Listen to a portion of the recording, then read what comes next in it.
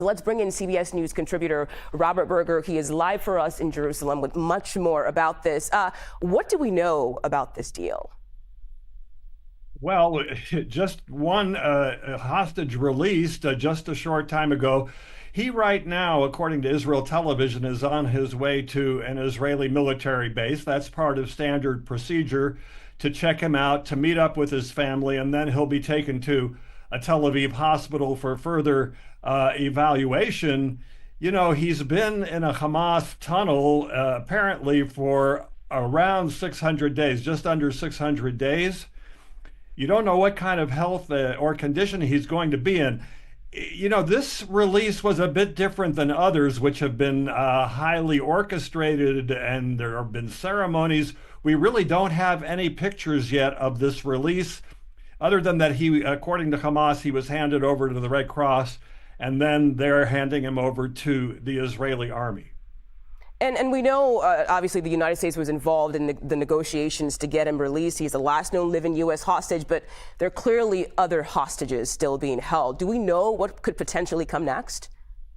Right. So it's really interesting and important to note that he is the only one being released in exchange, really for nothing, the Israelis say, no Palestinian prisoners, as a goodwill gesture to the United States. And he is the only living hostage of around maybe 23 others, maybe 21. The number is different, who are still alive in Gaza, the only one with American citizenship.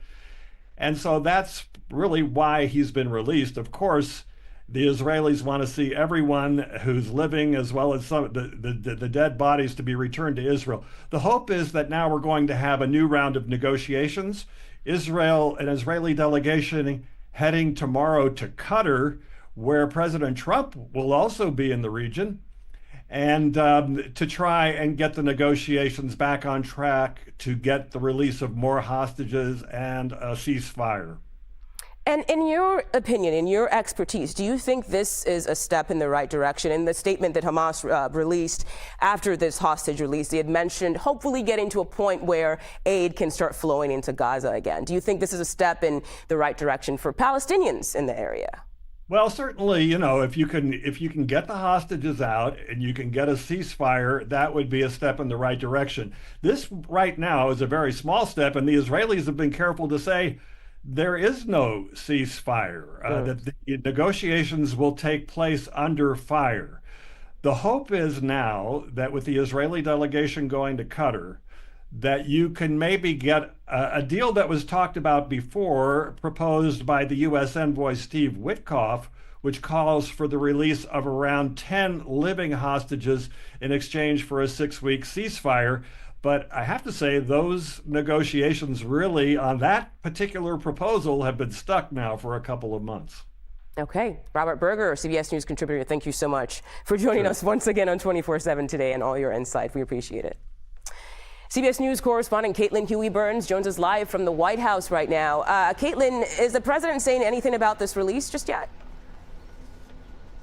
Well, just over an hour ago, the president was in the Oval Office signing an executive order unrelated to this, but did say that he was expecting the release of Alexander today.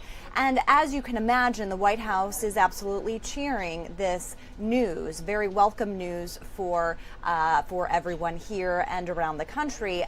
It is notable, too, that the president's U.S. envoy to the Middle East, Steve Witkoff, who is a close friend and ally of the president, who was actually just sworn into this office officially just recently, he has played a major role in this administration. He's had a vast portfolio, and here is another example of the way in which he has been involved in these talks. Robert mentioned just moments ago that there are lots of questions that remain. What will come of this and what the U.S. will be able to negotiate?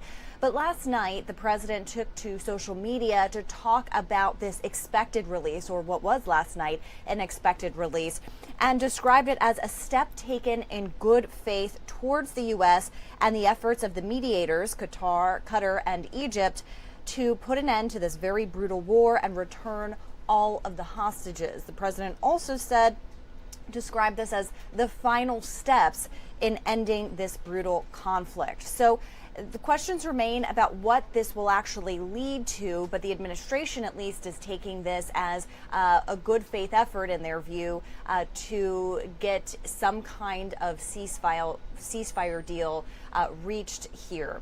The president, as we mentioned, has just left the White House just moments ago to go to Joint Base Andrews and then, of course, go to the Middle East, where he will be arriving later, very late tonight. He is not visiting Israel, but this, of course, will be top of mind as he enters the Middle East, and those negotiators that Robert just mentioned will be there as well. So this is news that they wanted to go into this meeting with, and we will see, of course, what comes of it as the president is there, expected to be there for the rest of the week. Yeah, and I know, Caitlin, it's impossible to predict what is going to come next in terms of a ceasefire or hopefully releasing more hostages. But has anything been said about getting aid to Gaza now? Because Hamas, in their statement about this release, had mentioned that hopefully this leads to an opening of that blockade to get aid to people, to the Palestinians. So anything about a possibility of basically ending that blockade?